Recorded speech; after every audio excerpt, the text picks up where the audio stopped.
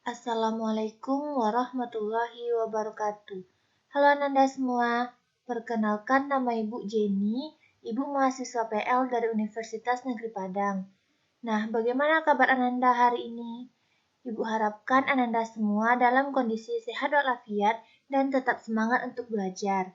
Nah, pada pertemuan kali ini, kita akan membahas mengenai hukum Lenz dan induktansi diri. Baiklah, yang pertama kita akan mempelajari mengenai hukum Lenz. Berdasarkan hukum Faraday yang telah Ananda pelajari minggu yang lalu, diketahui bahwa perubahan fluks magnetik akan menyebabkan timbulnya beda potensial antara ujung kumparan. Nah, apabila kedua ujung kumparan itu dihubungkan dengan suatu penghantar yang memiliki hambatan tertentu, akan mengalir arus yang disebut dengan arus induksi, dan beda potensial yang terjadi disebut dengan GGL induksi. Nah, pada saat itu, Faraday hanya dapat menghitung besarnya GGL induksi yang terjadi, tetapi belum dapat menentukan kemana arah arus induksi yang timbul pada rangkaian atau kumparan tersebut. Nah, arah arus induksi yang terjadi baru dapat dijelaskan oleh Friedrich Lenz pada tahun 1834 yang lebih dikenal dengan hukum Lenz, di mana hukum Lenz itu berbunyi, jika GGL induksi timbul pada suatu rangkaian, maka arah arus induksi yang dihasilkan sedemikian rupa, sehingga menimbulkan medan magnetik induksi yang menentang perubahan medan magnetik, atau arus induksi berusaha mempertahankan fluks magnetik totalnya konstan. Nah, silahkan Ananda perhatikan gambar berikut. Nah, dari gambar ini terdapat satu medan magnet dan satu kumparan, di mana magnet ini bergerak ke arah kiri. Maka fluks magnetnya, ini merupakan fluks magnet, maka fluks magnetnya itu akan bertambah. Nah, kita perlu ingat bahwa dalam hukum Lenz itu, fluks magnetnya harus konstan. Maka, untuk fluks magnet induksi yang berada pada kumparan ini harus berkurang agar fluks magnetnya tetap konstan. Maka, arahnya kita buat berlawanan dengan arah dari magnet. Nah, kan tadi magnetnya mengarah ke arah kiri. Nah, untuk kumparannya kita arahkan ke arah kanan agar dia berlawanan dan fluksnya tetap konstan. Nah, bagaimana caranya kita membuktikan arah dari arusnya? Nah, kita menggunakan kaidah tangan kanan, di mana ibu jari itu menunjukkan kutub utara dan 4 jari yang lainnya mengikuti arah arus. Atau lebih jelasnya, arah ibu jari menyatakan arah induksi magnetik, dan lipatan jari yang lainnya menyatakan arah dari arus. Nah, pada gambar ini dapat kita ketahui. Kita lihat kutub utara pada kumparan. Di sini kutub utara mengarah ke arah kanan. Maka untuk arusnya, jika ibu jari kita ke sini, maka 4 jari kita yang lainnya akan ke depan. Nah, maka arusnya akan bergerak ke bawah, sehingga galvanonya akan bergerak ke arah kiri. Nah, untuk gambar selanjutnya, di sini terdapat magnet dan juga terdapat satu kumparan. Nah, pada magnet ini, dia bergerak ke arah kanan, maka fluks magnetnya akan berkurang. Nah, perlu kita ingat lagi kalau fluks magnet itu harus konstan. Nah, untuk membuatnya konstan, kita arahkan kumparan ini ke arah kiri agar dia tetap konstan. Maka, sesuai dengan kaidah tangan kanan tadi, berarti ibu jari kita ke arah kiri. Nah, terus 4 jari kita akan masuk ke dalam, sehingga arah arusnya akan bergerak ke atas, dan jarum pada galvanonya akan bergerak ke arah kanan. Baiklah, selanjutnya kita akan mempelajari mengenai induktansi diri, di mana pada induktansi diri ini terdapat 4 pokok bahasan. Yang pertama, induktansi diri atau GGL induksi pada kumparan. Yang kedua, induksi diri pada solenoida dan toroida. Dan yang ketiga, energi yang tersimpan dalam induktor. Yang keempat, induktansi bersama.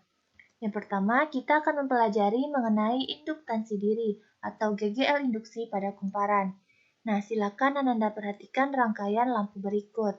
Nah, di sini terdapat dua rangkaian. Yang pertama saat saklar ditutup atau saat saklar dihubungkan, lampu akan menyala. Dan pada saat saklar diputuskan, lampu akan mati secara perlahan. Nah, ketika saklar dihubungkan, lampu tidak segera menyala maksimum, tetapi ada jeda waktu sesaat. Dan pada saat arus diputuskan pada saklar penghubung, lampu tidak segera padam, tetapi ada jeda waktu sesaat. Peristiwa ini menunjukkan timbulnya arus induksi yang disebabkan oleh adanya perubahan fluks magnetik pada induktor L. Nah, selanjutnya, perubahan arus pada sebuah kumparan dapat menimbulkan GGL induksi yang besarnya berbanding lurus dengan cepatnya perubahan kuat arus. Secara matematis, pernyataan yang dikemukakan pertama kali oleh Joseph Henry ini dituliskan sebagai berikut, yaitu GGL induksi sama dengan negatif L dI per dt, di mana negatif L itu merupakan induksi. Nah, tanda negatif merupakan penyesuaian dengan hukum Lenz. Jika laju perubahan kuat arus dI per dt konstan, maka dapat ditulis sebagai berikut. Nah, sebelumnya Ananda harus tahu bahwa dI per dt itu merupakan perubahan arus terhadap waktu. Maka GGL induksinya menjadi negatif L delta I per delta T sama dengan negatif L I2 dikurang I1 per T2 dikurang T1 atau perubahan arus per perubahan waktu. Nah, ini keterangannya. I1 sama dengan kuat arus listrik pada keadaan awal. Nah, I2 merupakan kuat arus listrik pada keadaan akhir. Dan delta T sama dengan T2 dikurang T1, merupakan selang waktu perubahan kuat arus listrik. Nah, jika sebuah kumparan dialiri arus listrik I yang besarnya berubah-ubah terhadap waktu, akan timbul flux magnetik sebanding dengan kuat arus. Nah, secara matematis dituliskan sebagai berikut. Flux magnetik sama dengan I, atau flux magnetik sama dengan L dikali I, atau induktansi dikali dengan arus. Nah, jadi induktansi sama dengan negatif N dikali delta flux magnetik per delta flux magnetik per delta I. Selanjutnya, kita akan mempelajari mengenai induksi diri pada solenoida dan toroida, di mana solenoida merupakan kumparan kawat yang terlilit pada suatu pembentuk silinder. Nah, ini merupakan gambar dari solenoida. Dan medan magnet untuk solenoida yaitu mu0 dikali I dikali N per L. Selanjutnya, toroida adalah solenoida yang dilengkungkan sehingga sumbunya menjadi berbentuk lingkaran. Nah, ini gambar dari toroida. Nah, untuk medan magnetnya yaitu mu0 dikali I dikali N per 2 VR. Nah, yang membedakan antara solenoida dan toroida yaitu pada solenoida kita menggunakan panjang. Nah, sedangkan untuk toroida, panjangnya kita ganti dengan jari-jari lingkaran yaitu 2 VR. Nah, untuk mencari nilai dari induktansi dari solenoida dan toroida, Ananda harus perlu ingat kembali hukum Faraday, di mana GGL sama dengan negatif N D flux per dt, dan GGL sama dengan negatif L dI per dt. Nah, Ananda harus ingat persamaan dari GGL induksi menurut hukum Faraday untuk mendapatkan nilai induktansi dari solenoida dan toroida. Nah, kita buat GGL1 sama dengan GGL2, sehingga N D flux per dt sama dengan L dI per dt. Nah, ini kan perubahan flux terhadap waktu, dan ini perubahan arus terhadap waktu. Maka, setelah kita turunkan, hasilnya yaitu N dikali D flux sama dengan L dikali DI. Nah, kita integralkan. Ini merupakan integral, sehingga hasilnya yaitu N dikali flux sama dengan L dikali I atau arus. Nah, sehingga L atau induktansinya berubah menjadi N dikali flux per I. Nah, flux magnetnya perlu kita ingat persamaan dari flux yaitu B dikali A. Nah, kita harus ingat medan magnet dari solenoida yaitu mu0 dikali I dikali N per L. Maka kita masukkan nilai dari medan magnetnya sehingga L sama dengan N dikali B dikali A per I karena flux ini merupakan B dikali A. Nah, sehingga kita masukkan nilainya, I-nya bisa kita coret. Nah, hasilnya yaitu pada solenoida, induktansinya sama dengan mu0 dikali N kuadrat dikali A per L. Nah, untuk toroida yaitu induktansi sama dengan mu0 dikali N kuadrat kali A per 2VR. Nah, tadi kan yang membedakan antara solenoida dan toroida yaitu solenoidanya itu bernilai L, untuk toroida itu 2VR. Jadi, dapat kita ketahui bahwa induktansi dari solenoida yaitu L sama dengan mu0 dikali N kuadrat dikali A per L. Nah, untuk toroida, L sama dengan mu0 dikali N kuadrat dikali A per 2VR. Nah, di mana L merupakan induktansi diri solenoida atau toroida.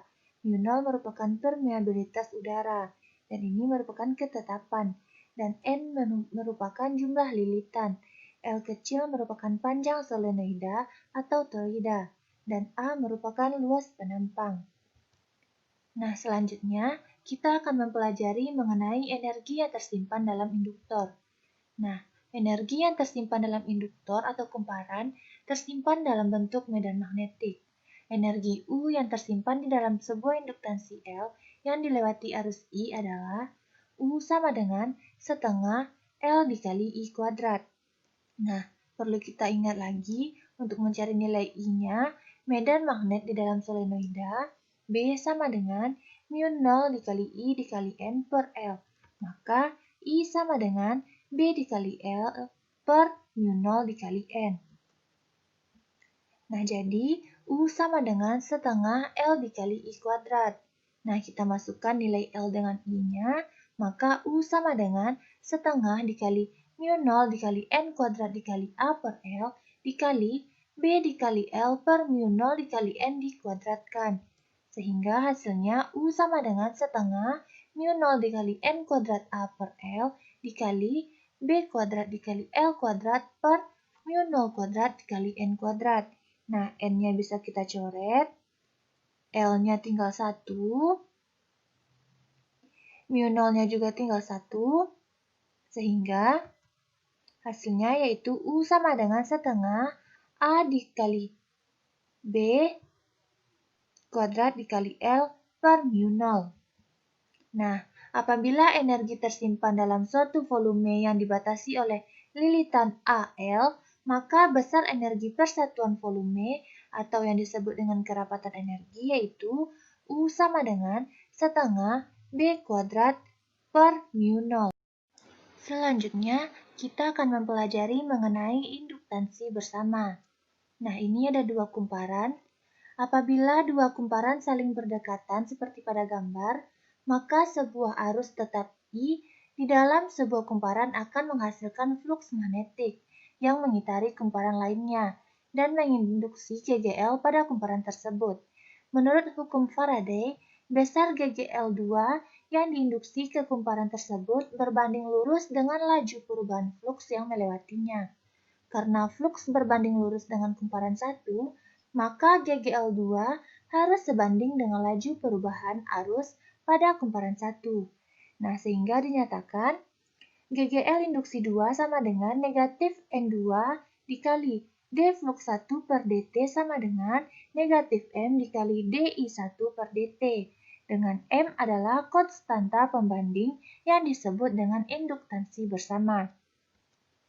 Nah, sehingga GGL2 sama dengan negatif N2 dikali D flux 1 per dt sama dengan negatif M dikali DI1 per dt. Nah, kita substitusikan. Turunan dari D flux 1 per dt ini yaitu D flux 1. Dan turunan dari DI1 per dt yaitu DI1. Sehingga kita integralkan, hasilnya menjadi N2 dikali flux 1 sama dengan M dikali I1. Sehingga M sama dengan N2 dikali flux 1 per I. Nah, besar flux magnetik yang ditimbulkan oleh arus listrik dengan jumlah lilitan N1 adalah flux 1 sama dengan B1 dikali A sama dengan mu0 dikali I dikali N1 dikali I1 per L dikali A. Maka persamaannya menjadi M sama dengan N2 dikali flux 1 per I. Nah, kita masukkan nilai dari flux 1-nya, sehingga M sama dengan N2 dikali mu0 dikali N1 dikali I1 dikali A per L per I. Maka persamaannya yaitu M sama dengan mu0 dikali N2 dikali N1 dikali A per L. Keterangannya, I1 merupakan kuat arus listrik kumparan primer A, M merupakan induktansi silang atau induktansi bersama, N2 sama dengan jumlah lilitan kumparan sekunder, N1 adalah jumlah lilitan kumparan primer, flux 2 sama dengan flux magnetik yang dilingkupi oleh kumparan sekunder yang ditimbulkan oleh kumparan primer. Nah, untuk lebih memahaminya, mari kita lihat contoh soal. Sebuah kumparan mempunyai induktansi diri 2,5 Henry. Kumparan tersebut dialiri arus searah yang besarnya 50 mA. Berapakah besar GGL induksi diri kumparan apabila dalam selang waktu 0,4 sekon kuat arus menjadi 0? Nah, diketahui induktansinya yaitu 2,5 Henry. Waktunya yaitu 0,4 sekon. I1-nya yaitu 5 kali 10 pangkat min 2 ampere dan I2-nya yaitu 0. Nah, ditanyakan berapa GGL induksinya dari kumparan diri. Nah, jawabannya GGL sama dengan negatif L dikali delta I per delta T. Maka kita masukkan nilainya, GGL sama dengan negatif 2,5 dikali 0 dikurang 5 dikali 10 pangkat min 2 per 0,4. Maka GGL sama dengan negatif 2,5 dikali dengan negatif 0,125. Sehingga nilai dari GGL induksinya yaitu 0,31 volt. Baiklah Ananda semua, sekian pembelajaran kita pada pertemuan kali ini.